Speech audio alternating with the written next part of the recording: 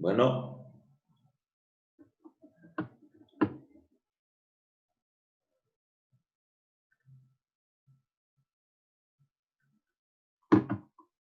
pues ya voy a comenzar la plática. No sé si está transmitiéndose. Vamos a compartir la pantalla.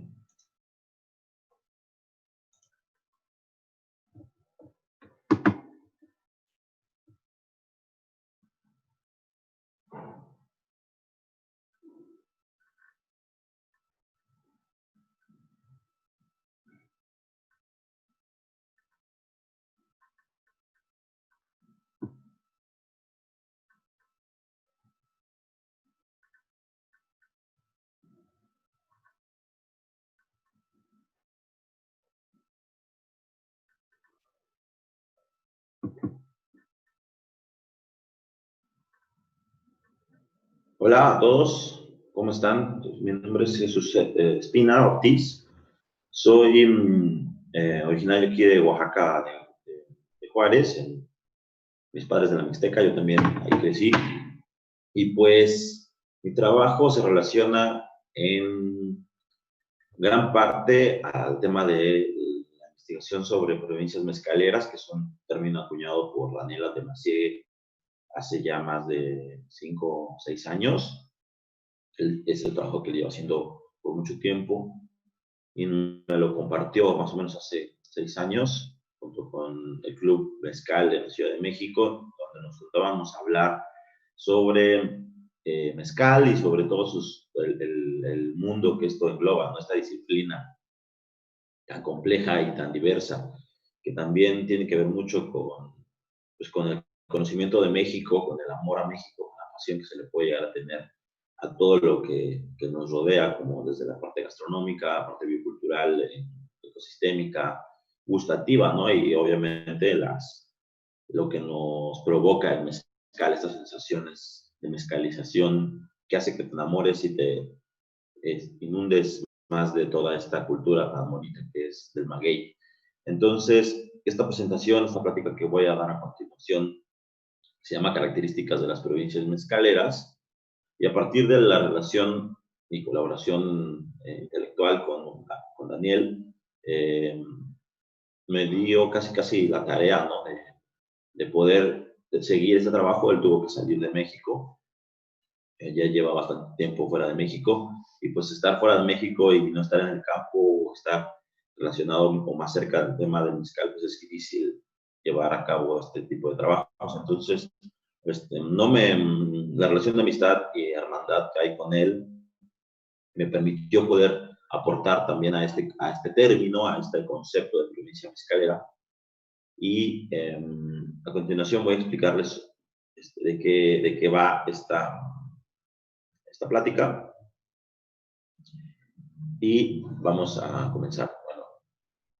Bueno, una provincia mezcalera se conforma de 3 conceptos, que es el gusto histórico, y también para mencionarlo, gusto histórico es un concepto, un término que acuñó el afamado mezcalero Cornelio Pérez, del líder de la logia de los mezcólatras. La verdad no sé hace cuántos años se empezó a comentar y a hablar de este término, pero en general se conforma a partir del gusto colectivo de los pueblos sobre lo que ellos deciden usar, ¿no?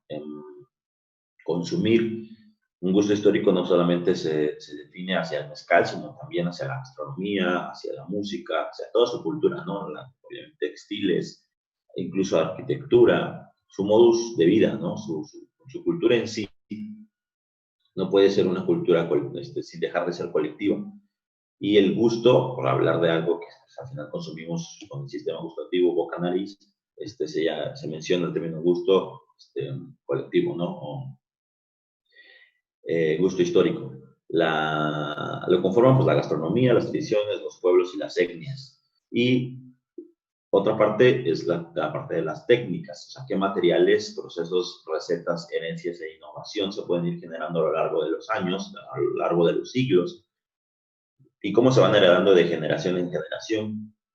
Estas técnicas, yo siempre pongo el ejemplo del molinillo, ¿no? En diferentes partes de México existen diferentes tipos tipos de molinillo, que todos tienen un objetivo muy interesante, muy peculiar, porque casi llega a ser un capricho, ¿no? O sea, la cuestión es hacer espuma para hacer cacao, chocolate. Todas las bebidas de cacao, o la mayoría, se utilizan un molinillo para poder fabricarse, para poder hacerse, para poder producirse. Y cuando estudiamos la diversidad de molinillos en sus formas, en su estética, en sus tamaños, la principal guía para poder tener un molinillo grande, pequeño, muy elaborado, muy decorado, es la materia prima con la que se fabrica, porque depende de la materia prima disponible en esa región. Entonces, por eso la base de este triángulo pirámide, como lo queramos ver, es el ecosistema. Ahorita que estamos aquí en esta plataforma de Conavio, que habla de diversidad y su conservación, cuando me invitaron, y gracias a María del Valle por esta invitación, por cierto, estoy muy contento de poder hablar por primera vez en un foro científico como es Conavio, sobre mi trabajo y sobre mi perspectiva sobre el mezcal. Para nosotros, el mezcal es un patrimonio biocultural de México, porque no solamente es una bebida alcohólica, creo que es la forma más superficial y banal de verlo. Al final, el verlo como una bebida alcohólica hace que este trabajo, este negocio, este emprendimiento o este oficio, pues deje recursos económicos para poder vivir de ello. Pero si solamente se queda en esta visión, hace que se pierdan muchos valores y mucha de la importancia del valor histórico que tiene el mezcal en nuestra cultura. Entonces, viéndolo como patrimonio biocultural de nuestro país, tenemos que generar una disciplina que puede llegar a incluso ser pues casi una ciencia universitaria, ¿no? Que se pueda estudiar y se pueda conjugar de muchas estructuras para poder estudiarla de manera correcta. Desafortunadamente, hasta el momento todavía no ha habido el trabajo necesario. Hay muchos trabajos que están trabajando en ello, sobre todo la Universidad de Michoacán, pero todavía no llegan a concretarse como tal. Y lo menciono porque es posible, si tomamos como ejemplo la enología en cuestión de Europa sobre su alcohol, que es el vino, ¿no? Que sí llega a tener sí ha llegado a tener carreras universitarias para formar enólogos ya de manera profesional y correcta. Todo ese trabajo que nosotros vamos haciendo de forma individual y al mismo tiempo colectiva, porque de todos aprendemos y de todos comparamos trabajos y damos opiniones, nos va sirviendo para generar estructuras. Entonces, mi trabajo se relaciona mucho a esta tabla, donde yo he clasificado y he tratado de metodizar una forma que podemos tener para entender las regiones del mezcal. Entonces, esto con el objetivo de que pueda servir como base para generar denominaciones de origen georreferenciadas, ¿no? O con indicación geográfica, que es como realmente debería de funcionar la denominación de origen en México. Por un lado está la cuestión política y de intereses económicos que han llevado a que la denominación de origen en México no sea correctamente ejecutada para cuestiones de la calidad de la bebida, ¿no? Cuestiones políticas, cuestiones bioquímicas en cuanto a su consumo y todo esto, pues ya hay expertos que pueden explicar más si está bien o no hecho el trabajo, pero mi trabajo en relación al análisis organoléptico y sensorial me ha llevado a la conclusión de que los cuidados de parte de los organismos de protección y de observación de las denominaciones de origen, pues no ha sido el indicado, ya que ha habido una fractura, ¿no? Incluso pues por así decirlo, falta de respeto a las recetas originales con tal de adaptarlas a los mercados europeos y sobre todo extranjeros para el consumo de esta bebida que es un patrimonio. Creo que no todos o muchos estaríamos en desacuerdo si una marca internacional de condimentos alimenticios hicieran una síntesis, ¿no? De un mole y lo vendieran como mole para que ese producto pudiera llegar a todo el mundo. es un ejemplo muy parecido a lo que está pasando con el mezcal. Nosotros como mezcaleros, digamos, que buscamos el respeto por el producto y por el origen de todo esto, lo que queremos es generar o poder comercializar la mayor autenticidad que se pueda. Pero esto no va a ser posible si no le damos el poder a los consumidores y a las personas que quieran acercarse al mundo del mezcal de conceptos y términos que puedan ellos entender para valorar el producto. Nosotros creemos que hay una especie de ciclo de mandala, ¿no? De pensamiento que es entender para valorar, para respetar, ¿no? Si nosotros no entendemos algo, es muy difícil que le demos un valor y cuando sepamos ese valor, o si no lo sabemos, es complicado que podamos llegar a respetarlo. El tequila pasó por un proceso pues de desvalorización cultural debido a que se empezó a ver solamente como una bebida alcohólica y la gente que lo empezaba a consumir a nivel mundial dejaba de lado en muchas ocasiones la gran diversidad cultural que una bebida como el tequila tenía de una zona específica, ¿no? Del occidente de México, no nada más Tequila Jalisco, sino muchos pueblos aledaños a este pueblo que tiene la denominación de origen, producían su vino de tequila, no su vino de mezcal, pero se encasilló, se embolsó en un producto comercial de exportación y de distribución y de producción masiva y se perdió. Pues es algo que nosotros nos gustaría que no pasara con el mezcal, es por eso que mi aportación es esta.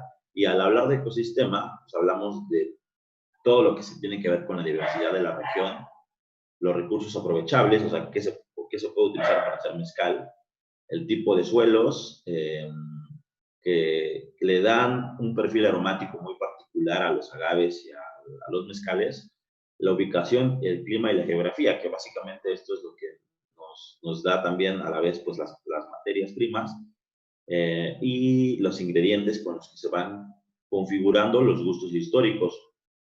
Hay investigaciones muy importantes, muy interesantes sobre que el mezcal no tiene como tantos sabores de la tierra donde crece, ¿no? Esto ha estado últimamente circulando en redes sociales. Me parece que es importantísimo que la gente lo vea, pero que también lo analice y entienda que al hacer mezcal o al producirlo, aprovechar el maguey para hacerlo mezcal, no solamente tiene que haber un proceso químico, tiene que ver también cuestiones alrededor de la producción, como el hecho del clima donde se produce, como el hecho de que los nutrientes, donde crecen los magueyes, a pesar de que atraviesa por muchos procesos de transformación pues, químicos, como la destilación o la fermentación, van a tener diferentes niveles de nutrientes los suelos donde crece y eso pues es lo que también le va dando la personalidad y las características específicas a cada producto destilado. Entonces, este mapa que desarrolló la Conavio ha sido una de las mayores herramientas que han tenido todas las personas que han estado vinculadas al mezcal o han querido hablar de mezcal o entenderlo, valorarlo, etcétera, porque fue la primera investigación en relación a la diversidad mexicana sobre el agave. El mismo nombre del mapa lo dice, el agave, el mezcal y la diversidad.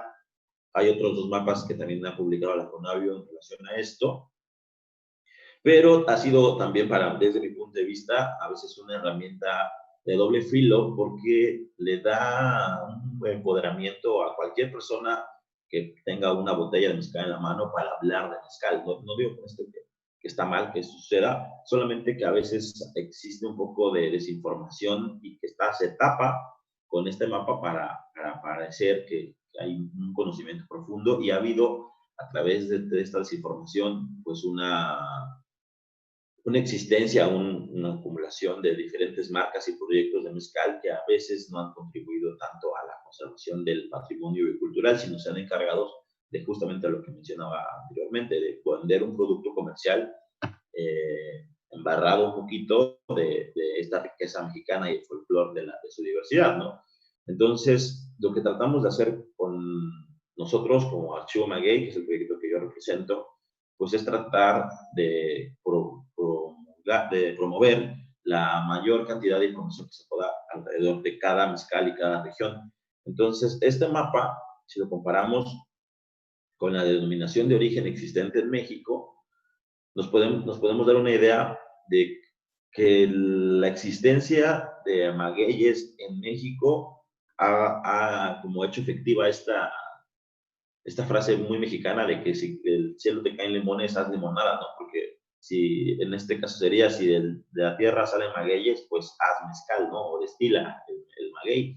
Entonces aquí, este es un mapa lo que muestra la denominación de México, ¿no? Bueno, creo que muchas personas que conocen un poquito o mucho de mezcal entienden cómo está la situación política, económica en relación a la denominación de origen, ¿no?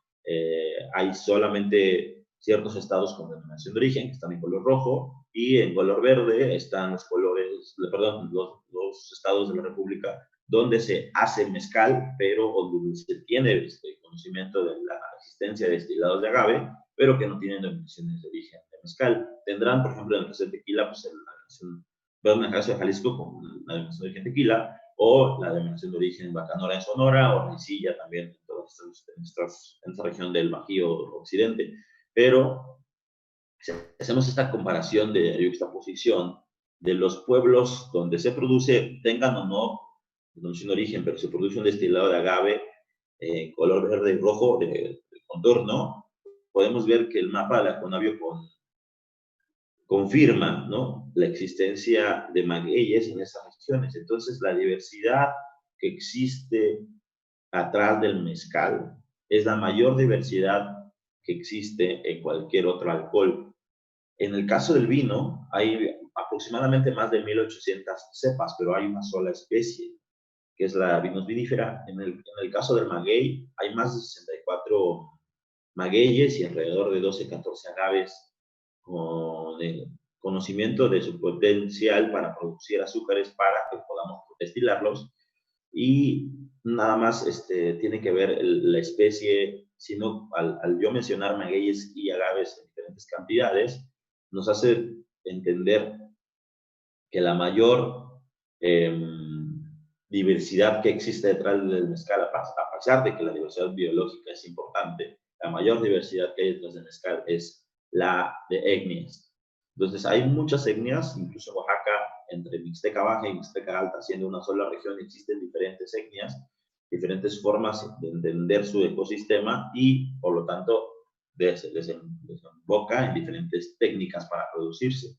Por eso, para nosotros una provincia mezcalera es cuando se comulgan las mismas técnicas, los mismos ecosistemas en los mismos agaves. Entonces podemos ir entendiendo que si nosotros clasificamos y logramos obtener una síntesis de conceptos sobre una región, podemos estar hablando de una provincia mezcalera. Por ejemplo, en el caso de la diversidad, estos son los más usados, que sería la de Karwinski, la americana, la de Maximiliana, el Cupreata, la Justifolia, el Duranguensis, el Tatorum, el Salmiana, el Semaniana, el Nequides, el Oaxaquensis y el Marmorata. El Oaxaquensis es una americana también. Pero bueno, hay un promedio más o menos de 4 a 8 subespecies por cada agave, y aquí voy a explicar este concepto. Agave se refiere más a una cuestión científica, una cuestión de conocimiento enciclopédico traída de Occidente, Europa, donde nos muestra un entendimiento botánico, genético, biológico de nuestras plantas, ¿no?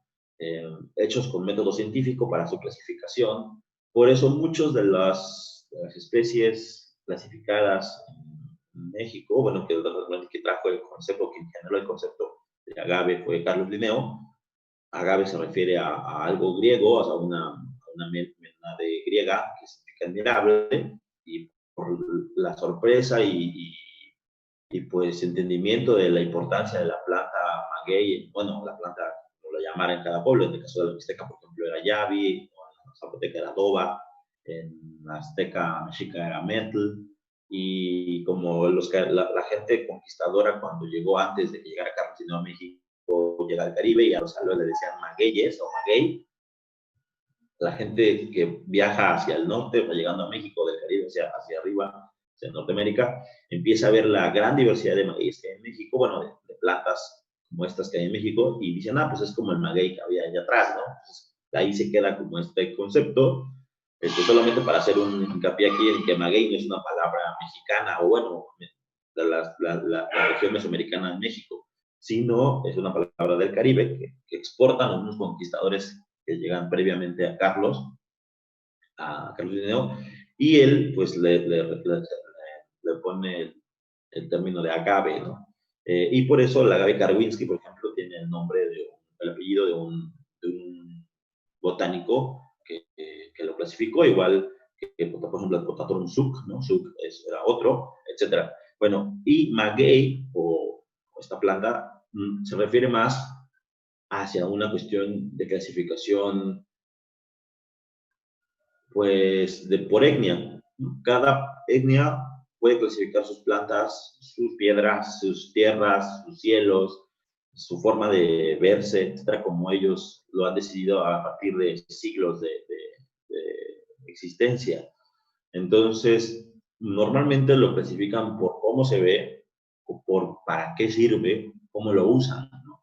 Por ejemplo, en el caso del espadín, pues es claramente su penca le da en sí el nombre, ¿no? Pero, por ejemplo, el Potatorum, que es el agave papalometl, en la región mexica náhuatl, que se refiere a maguey mariposa o con forma de mariposa, en la Mixteca es Yavi pasmo. Pasmo tiene que ver con una cuestión hacia la enfermedad, entonces el maguey, papalometl, o Yavi pasmo, o agave potatorum, o toba tobalá,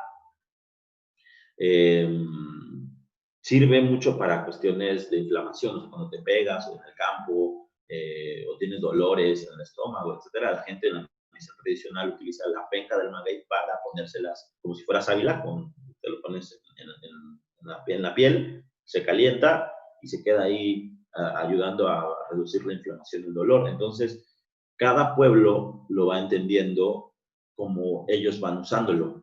En el caso de Tobalá, Tobalá quiere decir maguey que crece bajo la sombra de los árboles. Entonces también es bien interesante entender que los tobalás tienen estos sabores frescos, picantes, húmedos, cuando son de la Sierra Sur, obviamente, porque pues, crecen bajo de estos bosques, ¿no? Si alguna vez han viajado a la costa de Oaxaca por carretera, pasando Miahuatlán, llegando a las faldas de la Sierra Sur, antes de llegar a San José del Pacífico, o sea, Río Hondo, etcétera, empieza a haber una cantidad impresionante de estos magueyes pegados a las piedras, ¿no? Pero son los que se llegan a ver porque es en la carretera, pero adentro de los bosques pues hay un montón de estos magueyes que van absorbiendo estos sabores y que los productores de mezcal y Miahuatlán suben a esas montañas a producirlo, y es por eso que estos magueyes pues tienen estos sabores. Y bueno, en el tema de procesos, pues existen esta cantidad que es conservación, selección, afectado, horneado, molienda, fermentación, destilación y maduración. Todos estos conceptos, estos procesos cambian por región. La conservación en los pueblos originarios afortunadamente siempre ha existido de una manera natural, como si fueran murciélagos, nuestros mezcaleros que difunden y dispersan tanto, quizás no semillas, porque tampoco los murciélagos lo hacen, los murciélagos lo que hacen es polinizarlas, pero los maestros mezcaleros lo que hacen es germinar y mandar de nuevo los magueyes al cerro, ¿no? Entonces, esto de parte de los productores tradicionales siempre ha existido de manera, obviamente, a su forma de producción y sus cantidades, pero desafortunadamente, debido a la producción masiva de mezcal, pues ha dejado de suceder, dejó de suceder por muchos años hasta que empezaron a verse que se estaban acabando el mezcal, y gracias a la iniciativa de personas como el maestro Félix Monterrosa de Cuich, con su iniciativa Sin Maguey No Hay Mezcal, hubo una denuncia hacia la masificación de la producción y por ende la destrucción ecosistémica de los magueyes y su diversidad, y muchas marcas pues empezaron a sembrar, ¿no? Y como todo, pues cuando estas marcas ven una problemática, la tratan de resolver mediante marketing y publicidad, y pues para ellos ahora ya es marketing y publicidad decir que conservan y siembran, pero pues mientras lo hagan de forma responsable, pues yo creo que está bien, ¿no? De ahí, pues el tema de la selección también es bien interesante. Por ejemplo, yo lo veo mucho que trabajo con dos zonas, con la región de la Mixteca y con la región de la Sierra Sur en Michoacán. En la Mixteca, sobre todo en la región de Zapotitlán, que es una región de Puebla, cerca de Oaxaca, y Guajuapan, hay una región que se llama la Reserva de la Biosfera, que pues es una zona protegida medioambientalmente hablando, culturalmente hablando también está muy.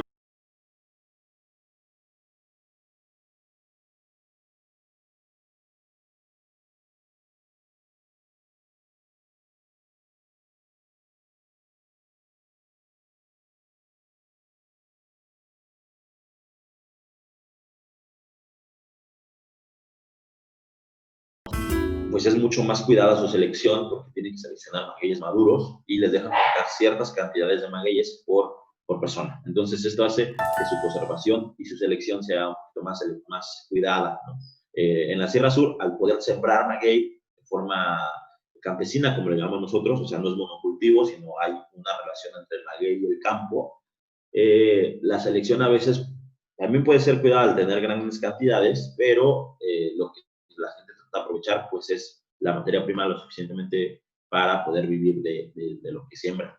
El afeitado también cambia por región. Hay tradiciones o hay formas, recetas por pueblo mezcalero que pela más el panguey, hay otros que no, hay unos que les dejan más penca, hay otros que lo parten antes de meterlo a cocer, hay unos que los dejan completo, etcétera. O sea, hay muchas técnicas, cada pueblo, incluso cada mezcalero de cada región va cambiando sus formas.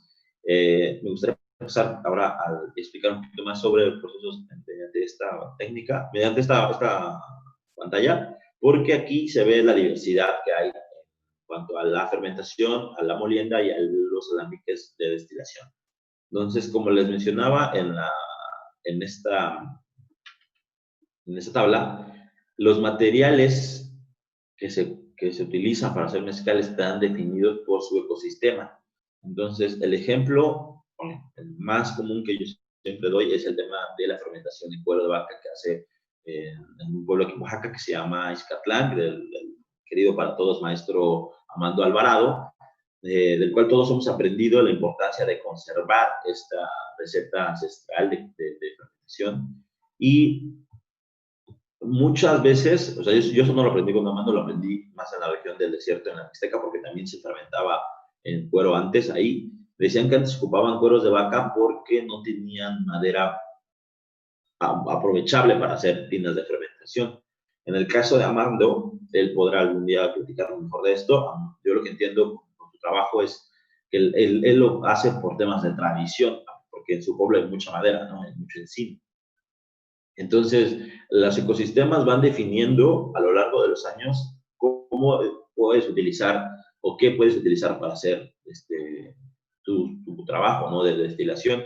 En el caso de la Mixteca Baja, ahorita yo he visto muchas existencias de tinas de fermentación hechas de piedra, porque no existe madera aprovechable para hacer una tina. Y si llegan a conseguirla, trayéndola de otro pueblo, se les echa a perder muy rápido porque la continuidad o las temporadas de producción a veces no son tan seguidas como en la Sierra Sur, y estas tiendas necesitan usarse para no echarse a perder, o sea, tienen que estar mojándose, tienen que estar limpiándose, etcétera. Y si se llegan a secar, pues le llegan a caer insectos como la polilla, etcétera, y pues no se pueden desinfectar o echar insecticida porque pues eso afectaría a los sabores de los mezcales.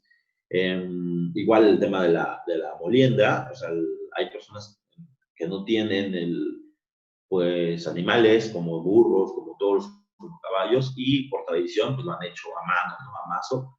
Por ejemplo,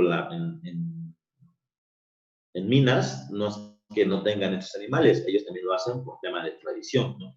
Y porque ellos definen que sus mezcales producidos de esta manera, pues les gustan más. Entonces hay muchas variantes alrededor de la producción de mezcal que hacen que los maestros mezcaleros, los productores de mezcal, los guardianes de toda esta tradición, pues vayan decidiendo la mejor forma de producir o transformar su materia prima, porque hace que a ellos les guste, ¿no? Eso es muy bonito y muy interesante, porque al final todas las decisiones que han tomado a lo largo de su vida y a lo largo de sus generaciones para hacer mezcal, siempre ha sido definido por lo que les gusta, ¿no? Por cómo les gusta a ellos que sepa su producto. Y imagínense, o sea, en minas, teniendo la opción de comprar alambiques de cobre que están a menos de 4 o 5 kilómetros, el mayor productor de alambiques en Oaxaca, que es en Ocotlán, hacen los alambiques de cobre. Minas está a menos de 5 o 6 kilómetros para llegar a la entrada del pueblo. Y tienen toros y caballos por todos lados para poder arar el campo, pero aún así Minas prefiere hacer su mezcal con mazo y destilado en olla de barro.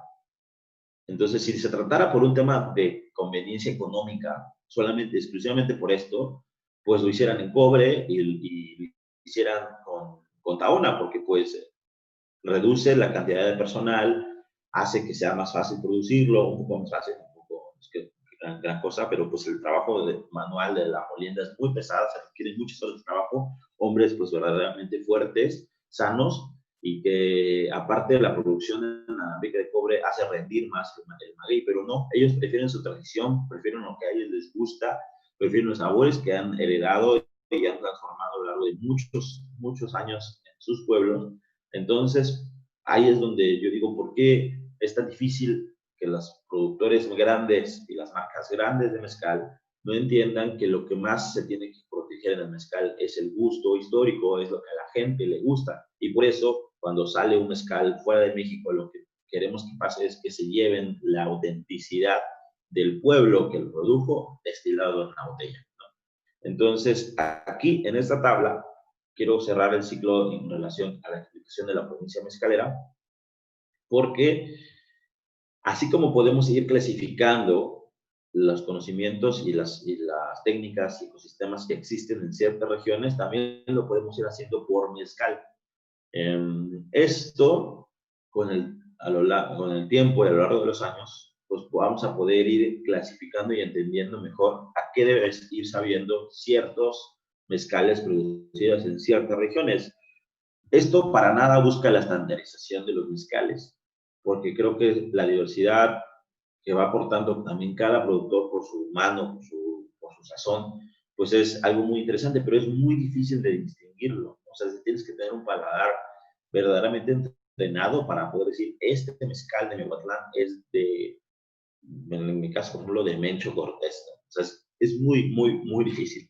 Pero sí se puede ir entendiendo y la gente que ha tomado mezcales de Miahuatlán no podrán decir que no estoy equivocado y que tengo la razón en esto. Es cuando tú pruebas un mezcal de Miahuatlán, sabes que lo estás tomando, porque hay ciertas cosas que no sabes qué, pero sabes que es de Miahuatlán. Y lo que quiero hacer yo con mi trabajo es poder decir, sí sé por qué sabe a Miahuatlán, ¿no? O sea, porque está producido de esta manera, crece en este ecosistema y normalmente el gusto histórico de Miahuatlán sabe a esto. Entonces, para poder hacer ese trabajo, que yo sé que ahorita que lo platico con las personas que no conocen lo que he estado haciendo durante 5 años en Archivo Maguey, suena complicado, pero he generado una metodología para poder hacer eso, ¿no? Y es esta, ¿no? Esta metodología es algo que lo llevé hacia un nivel colectivo. La, la mejor forma de entender el mezcal es de manera colectiva. Así como de producirlo es de manera colectiva, de entenderlo para los que no nos dedicamos a la producción es también la colectiva. Creo que en general toda la cultura no puede dejar de ser colectiva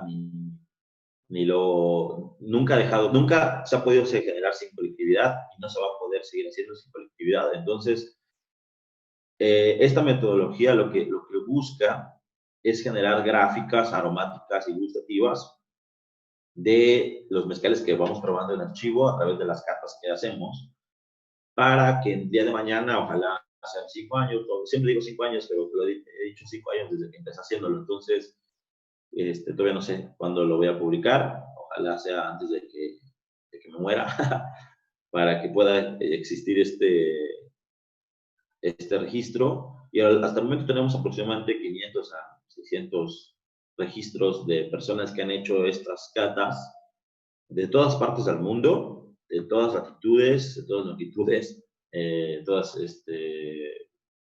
en los dos géneros, masculino y femenino, en la gestión cultural, en diferentes lugares del mundo, diferentes profesiones también, porque cambia la perspectiva dependiendo de a qué te dedicas. Si eres un chef o un sommelier o un bartender, pues tienes un conocimiento más desarrollado en comparación pues, con una persona que quizá no se dedica a oler y a probar todo el tiempo, ¿no? Un trabajo más de oficina o más industrial, pero siempre pues tratamos de que la diversidad de las opiniones también sea igual de amplia que la diversidad de los sabores.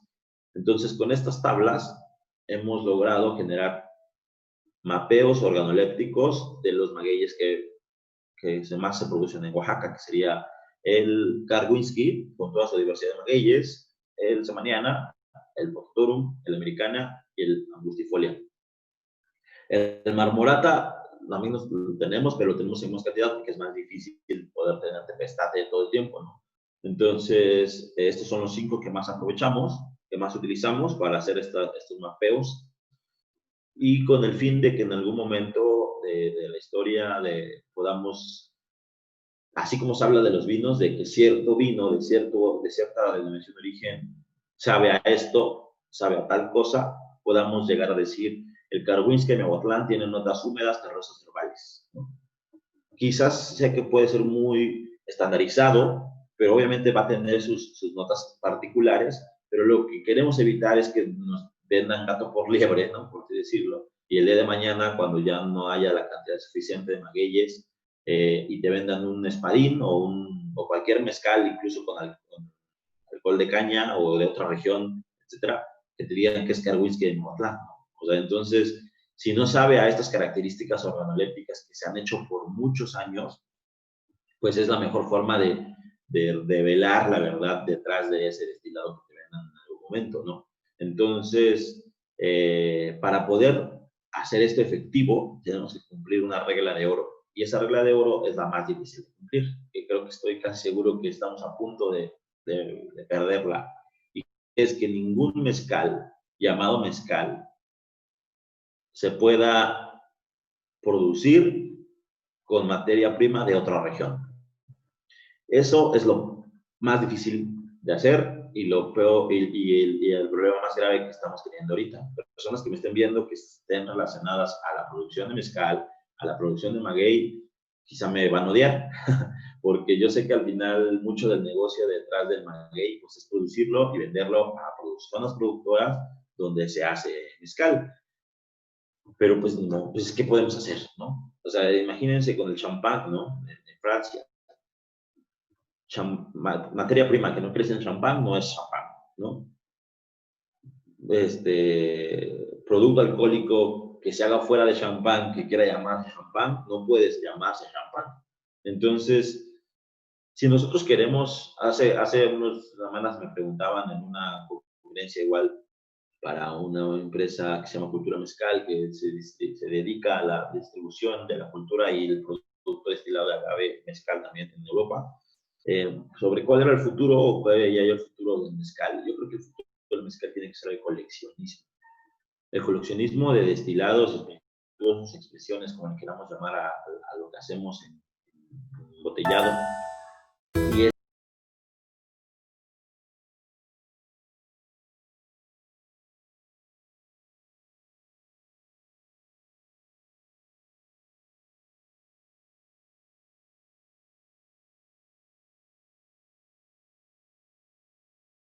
a llegar al status quo que tiene el vino en el mundo, donde el vino es reconocido como una bebida pues valiosa, ¿no? No costosa, sino valiosa, o sea, que la gente lo ve como un producto tampoco quiero decir de elite, porque no creo que es lo mismo que pasa con el tema mezcal, ¿no?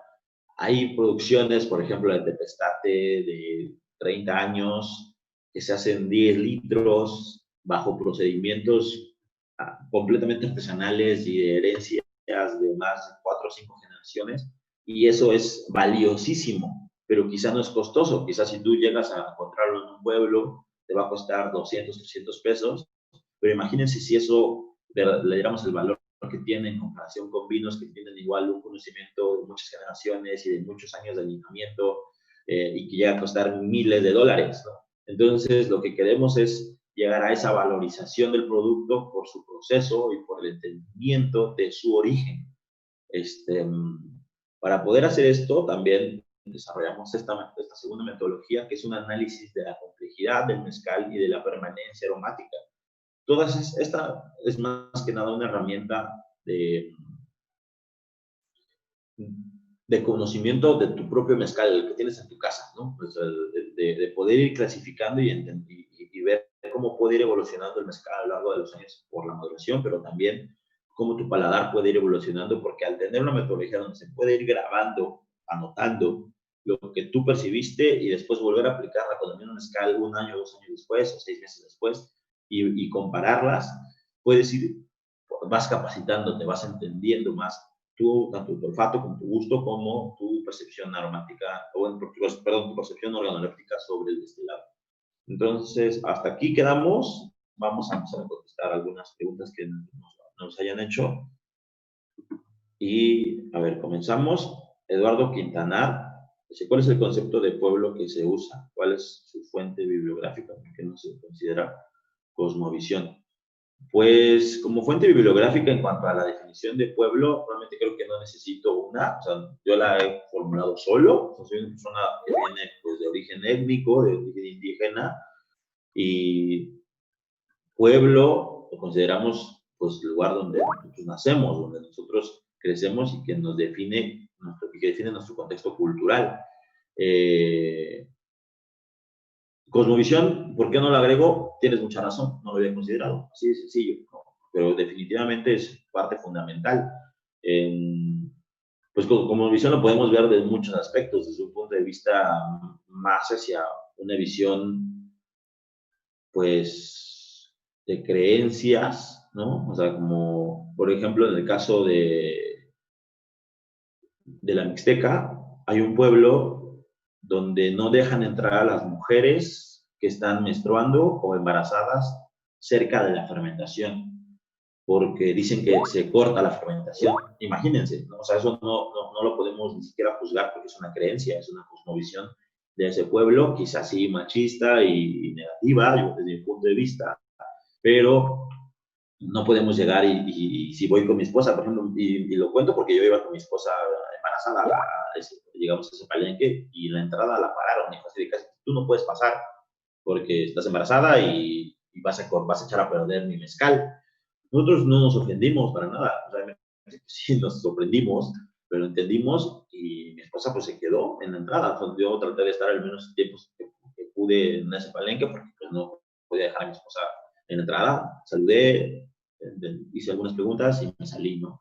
Pero esas son el tipo de cosmovisiones que afectan, o bueno, que intervienen, afectan al fiscal. ¿Por qué no? Ay, pues mira, puede ser.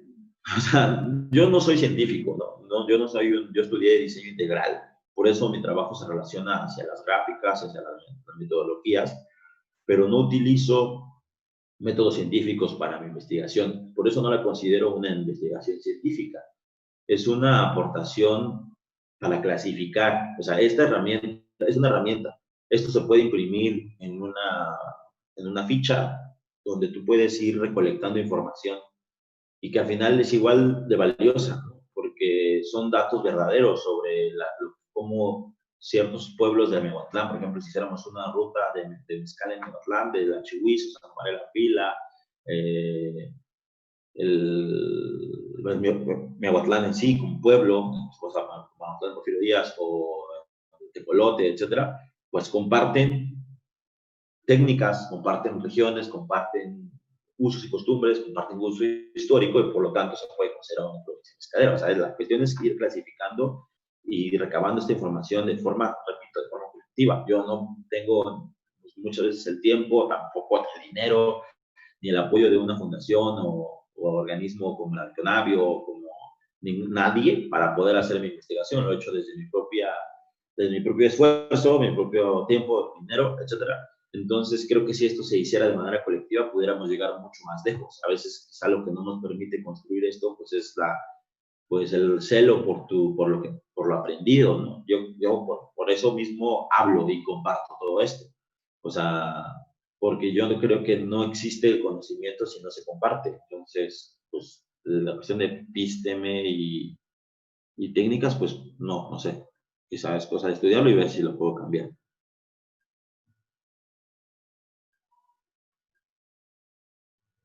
Pues mira, aquí justamente dice, parece que los conocimientos son solamente prácticos. Sí, definitivamente, son absolutamente prácticos. O sea, de campo, sobre qué hay de la contribución de los saberes y conocimientos, pues yo creo que ahí está todo, ¿no? O sea, el conocimiento se construye tanto en la investigación y etcétera, pero pues esa investigación tiene que venir de un lado, tiene que venir pues del conocimiento del campo.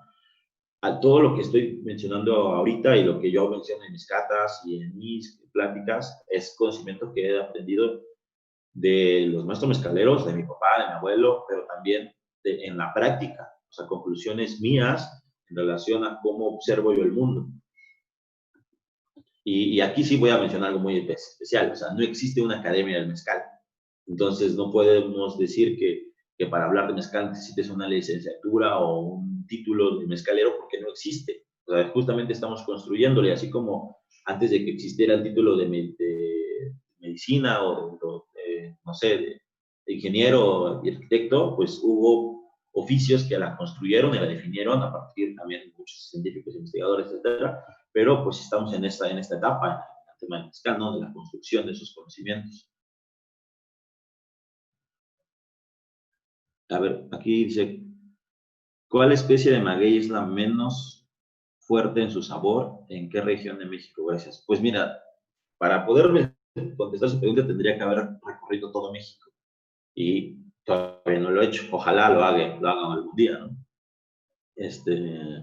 En cuanto a el sabor menos fuerte, cambia mucho porque, por ejemplo, voy a poner dos ejemplos. El Karwinski en la Mixteca existe, se llama Candelillo. Mucho tiempo yo llevo trabajando con este mezcal y cuando yo les decía ahí Carlos en la Mixteca, incluso maestros mezcaleros muy amados, queridos por mí, me decían que estaba loco, que no existía Karwinski, que Karwinski era solo de la región de la Sierra Sur y del Valle de Oaxaca. Y se los daba a probar y me decían, esto no es Karwinski. Y decía, ¿por qué? Pues porque no sabe Karwinski. Digo, órale, ¿no? Pues, ¿qué puedo hacer? O sea, si yo vi cómo cortaron el maguey Karwinski, cómo lo transformaron en mezcal, y lo tengo aquí en mis manos y se los estoy dando a probar, y ellos me decían, no, es que no sabe a Karwinski. Entonces, la percepción de ellos es que no sabía con la intensidad que sabe un Karwinski de la Sierra Sur, que es intenso, es muy fuerte sus sabores a humedad, a tierra, etcétera. Entonces, la percepción es lo que ahí estaba permanente, ¿no? Y lo mismo pasaba con mezcales, por ejemplo, el tobalá o papalomé de la Mixteca. Cuando yo les daba un tobalá en la Mixteca, me decían, eso no es tobalá, no sabe a tobalá. Y porque no tiene esta fortaleza como láctica, mineral del papalomé en la Mixteca. Entonces cambia mucho, ya si nos referimos a una cuestión de consumo general, o sea, de personas que no puedan detectar si es Karwinski o no, si es destilado de barro o no. Lo que mejor, no existe mezcal fuerte o mezcal suave, lo que tenemos que hacer es preparar el paladar, y para eso esta metodología no lo mencioné, pero todas estas catas, es la primera, que es la tabla de percepción organoléptica y la de evaluación de complejidad, solamente son dos de las cuatro metodologías que tengo para hacer cata de mezcal. Y ahí, no sé si ustedes conocen, no sé cuántos nos están viendo, pero si ustedes conocen a alguien más que tenga metodologías para catar mezcal, por favor díganle que me llamo Jesús Ortiz y que vivo en Oaxaca y que tengo un proyecto que se llama Archivo Maguey y que quiero conocerlo, ¿no? Porque hasta el momento no existe en mi conocimiento alguien más que haga catas de mezcal, solamente hacen degustaciones de mezcal. cuando hacemos catas tenemos que tener metodologías para entender y analizar las cuestiones organolépticas del mezcal. No se puede nada más llegar y comprar en el Walmart o en el Superama, lo que quieras, cajas de vino, cajas me refiero a cajas de Trapac, y servirlas en copas y decir que estoy haciendo una cata de vino, ¿no? O sea, no se puede, tienes que tener un conocimiento de enología, de sommelier, etcétera, para poder dar una cata. Lo demás son degustaciones, son saboreadas, son etcétera. Pero cata, o sea, cata se refiere a entender y analizar la complejidad organoléptica que sí, que existe en el mezcal, teniendo un conocimiento previo de su origen. Entonces, todas estas metodologías que yo tengo, que ojalá si quieren conocerme más, pues, por ahí pasarán mis datos o búsquenme como Archivo Maguey. Damos estas catas, duran como 2 horas, pero están muy interesantes y las podemos hacer online. De hecho, ya desarrollamos también la manera de hacerlo. Les mandamos el kit completo para hacerlas con las botellitas, los vasitos incluso, las cartas de cata y las hacemos así vía Zoom. A ver, la siguiente pregunta. ¿Qué información nos puedes compartir del estado? Mira, la verdad, del estado de Nuevo León no conozco nada. O sea, he probado mezcales de Nuevo León. Luis Loya, que trabaja en esa región, búsquenlo en Instagram. Luis Loya, de su proyecto de Nación de las Grandes Matas, tiene unos mezcales increíbles, igual que yo, se dedica a la, pues igual a la investigación, a recorrer su región para conocer mezcales. Entonces, pues no te voy a contestar realmente nada más que puedas buscar a Luis Loya, que yo sé que sabe que conoce más de Nuevo León. ¿Qué biografía nos puedes recomendar sobre la historia del mezcal? Hay mucha, cada vez hay más, pero definitivamente el primero que tienes que leer es a Ulises Torrentera, ¿no? Yo no lo he leído completo, ¿no? La verdad que no me ha dado como... Tengo como una cuestión ahí rara en mi forma de entender el mezcal. Yo he tratado de que lo que entiendo y lo que sea el mezcal sea directamente con los productores, porque tengo esa ventaja. Tengo la ventaja de estar aquí en Oaxaca, de haber crecido en la Mixteca, de trabajar mucho tiempo con la Sierra Sur. Entonces, mi conocimiento en relación al mezcal trato que sea más de cuestiones pues, botánicas, técnicas en la cuestión química, como me estoy formando como maestro destilador, no como maestro mezcalero, solamente para aclarar eso, destilación solamente. Y el conocimiento de la historia del mezcal, pues yo la tengo de mi trabajo de vida, ¿no? O sea, tuve la fortuna de haber gateado el mezcal por mi abuelo, por mi papá, y mis hijas ahorita también lo hicieron, entonces es una herencia. Pero sí, obviamente la bibliografía mejor que yo he podido leer en alguna parte es la de Luis Torrentera, y ahorita Domingo García acaba de sacar una antología sobre todo esto que tiene que ver con el mezcal, entonces búsquenlo y ahí lo pueden conseguir, lo pueden leer. ¿Cómo combatir contra los coyotes? Muchas veces ellos se llevan gran parte de la ganancia. Y luego otra, ¿cuáles son los nuevos retos para los productores de mezcal? A ver, ¿cómo combatir contra los coyotes? Pues igual que se puede combatir cualquier acto de comercio injusto, ¿no? O sea, tratando de entender más cómo trabaja o cómo funciona el mezcal. O sea, un coyote no nada más es aquel que compra litros a granel y lo vende 100 o 200 pesos más vendiéndolo como a granel, porque eso es como quizá lo mencionas el coyote, no es el que hace la transacción en grandes cantidades, pero con minoría. O sea, los coyotes pueden ser también las grandes marcas, ¿no? Y no nada más vendiéndole perdón, comprándole a precios injustos, alegando o argumentándose por las cantidades que compran para los productores, diciéndoles el clásico, pues te voy a comprar mucho, hazme descuento, ¿no? Sino el que vendan producto que está certificado, que está etiquetado en botellas carísimas y guapísimas, pero que no es el producto que verdaderamente están embotellando o que dicen que están vendiendo. Ejemplo más claro no puede haber, que es el tema del tepestate. El tepestate tiene un rendimiento más o menos de 15 a 30 kilos por litro.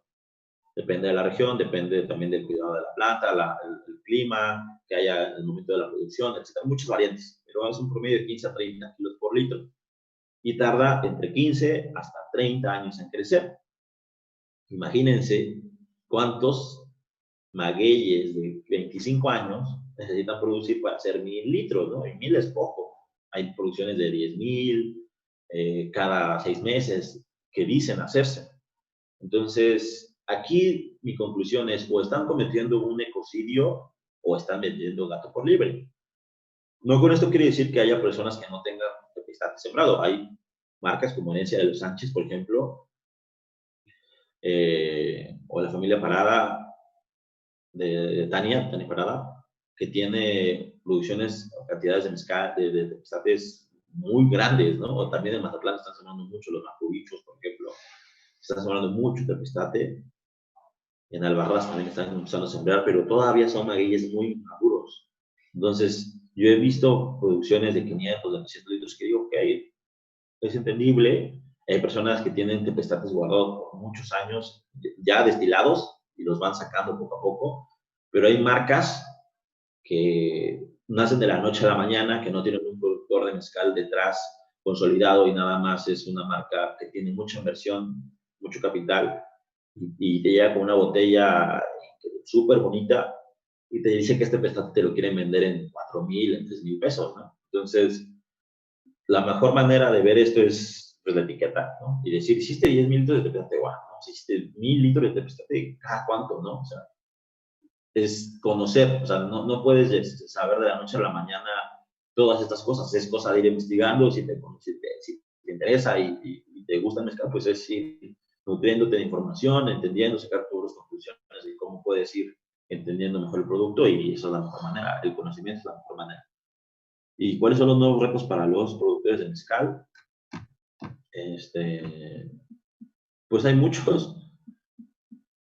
El primero sería el poder llegar a un punto de sustentabilidad ecosistémica para la producción de mezcal. O sea, si no se logra esto, los retos cada vez van a ser mayores. Y en sí, este único reto es el más grande que puede haber. Entonces, imagínate que llega un momento donde el reto sea reconstruir la genética del tobalá, ¿no? Eso ya sería muy grave. Entonces, pues, ahorita es llegar a un equilibrio de sustentabilidad. El primer paso para eso es incentivar la autoveda. O sea, yo he propuesto que se hagan vedas de ciertos magueyes, ¿no? Para poder dejar que crezcan. Y vedas no nada más en la producción del pueblo, sino vedas en la certificación. Para poder vender mezcal, tienes que certificarlo ante un consejo regulador de mezcal o etc. Si el Consejo Regulador de Mezcal promoviera la veda de tepestate o de tobalá durante 5 años, el valor de ese producto en 5 años va a ser el doble, vamos a poder tener mejores retribuciones económicas y va a crecer mucho más la posibilidad de poder producir tepestate y tobalá. Pero no lo hacen porque pues, obviamente no les conviene a nadie de los que hacen grandes cantidades y que dicen vender estos magueyes porque pues dejarían o sería prohibido venderlo. Entonces, creo que entonces la solución es la autoveda, o sea, tú mismo protégete como productor de mezcal de dejar de producir tobalá durante cierta cantidad de años o tepestate y siembra para poder llegar a esa sostenibilidad, porque no nada más es maguey, sino también árboles, sembrar agua, se puede sembrar el agua, ¿no? A partir de sistemas de producción, de aprovechamiento de agua. Entonces, pues sería todo, amigos. Muchas gracias. Me despido. Gracias a María del Valle de nuevo por la invitación, a la Conavio. Cualquier duda que tengan a partir de ahorita, si la ven después en las reproducciones, pues escríbanme, búsquenme como Chucho Espina en Instagram o como Archo Maguey también en Instagram y en Facebook. Y pues ahí podemos platicar. Digo, repito, si conocen de alguien que esté trabajando en relación a las metodologías de percepción organoléptica y de análisis del mezcal, pues díganle de mi existencia y hay que platicar, hay que hacer más de estas charlas, estaría mejor hacerlas con más gente. Pues gracias de nuevo, nos vemos, hasta luego.